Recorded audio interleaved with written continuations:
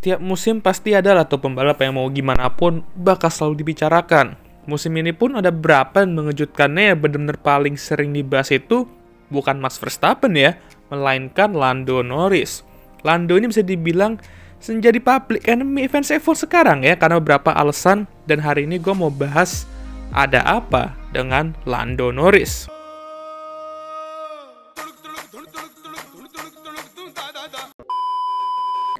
Jadi, Lando dan McLaren memasuki musim 2024 ini penuh dengan harapan setelah comeback luar biasa mereka di paruh musim kedua 2023. Mereka mau meng-carry momentum musim lalu ke musim ini dan berharap mereka akhirnya bisa bersaing untuk kemenangan secara reguler.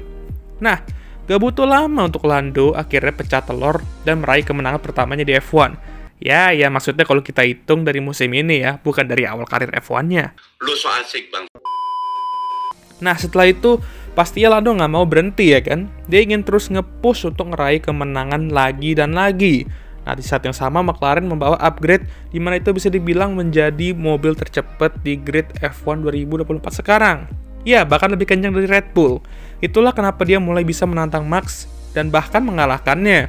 Tapi setelah meraih kemenangan di Miami itu, Lando malah belum meraih kemenangan lagi menuju paruh musim kedua ini. Loh, ada apa ya kan? Jadi di Imola dia kekurangan lap untuk mengejar Max, dan ya sempat buat kesalahan dikit yang membuatnya kehilangan waktu. Jadi di Imola mau ada 2-3 lap lagi pun gue rasa ya nggak bakal mengubah kemungkinan juga dia bakal menang ya. Tapi balapan kayak Spanish Grand Prix, Canadian Grand Prix, Austrian Grand Prix, British Grand Prix, Hungarian Grand Prix itu merupakan balapan yang sebenarnya bisa dimenangkan Lando if dia tidak blunder beberapa kali dan timnya juga nggak anxious kalau buat strategi.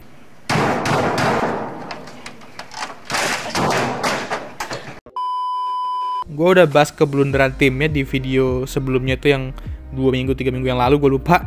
Sekarang gue bakal ngebahas ngebotol-botolnya Lando nih ya.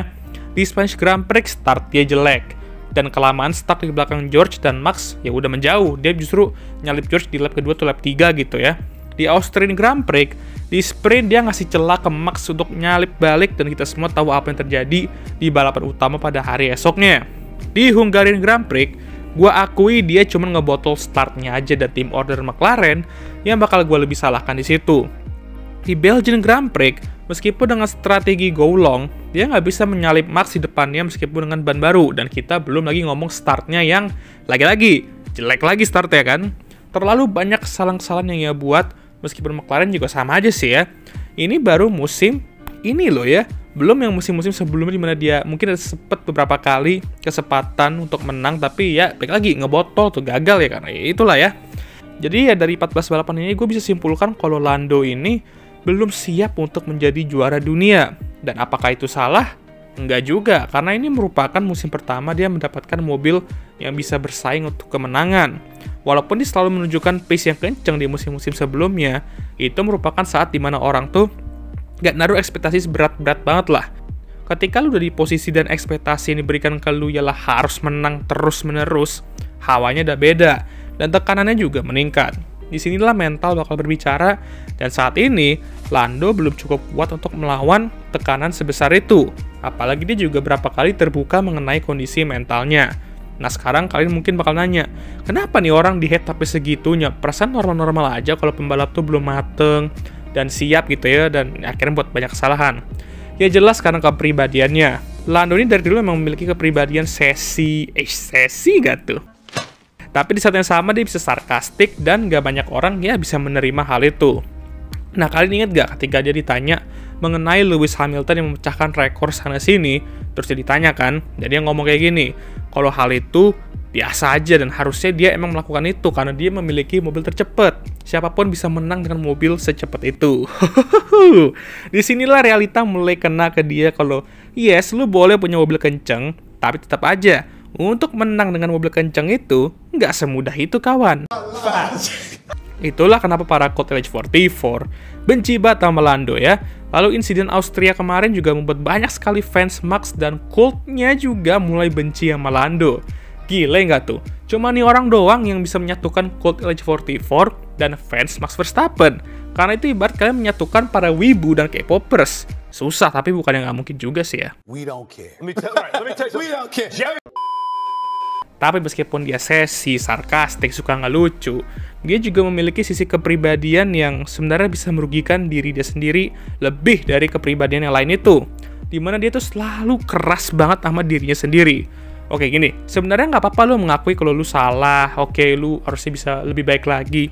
Tapi jangan terus-menerus juga dong, karena ya ada, ini bisa menjatuhkan mental lu sendiri, dan bikin mindset lu berubah ke arah yang ya kurang baik.